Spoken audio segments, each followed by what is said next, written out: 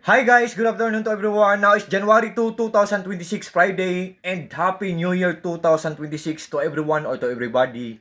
Guys, sa video kong to, i-flex ko ang aking eyeglasses.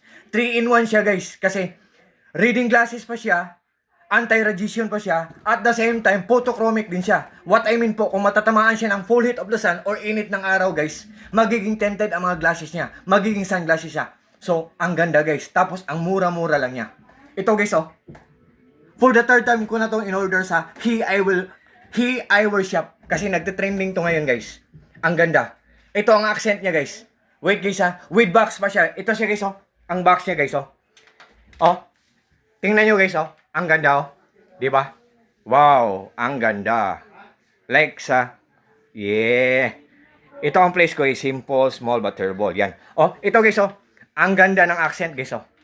Para siyang transparent lang siya, guys. Tapos ang grado nito is positive 1.25. Yan. Tapos may box pa siya. Tapos with wipe pa. Yung pampunas. Ito ang box niya. Oh. Punasan natin kung lalabo. Yan. So, guys, for the third time ko na itong in-order kasi ang in-order ko na yung first na in-order ko, color black with silver.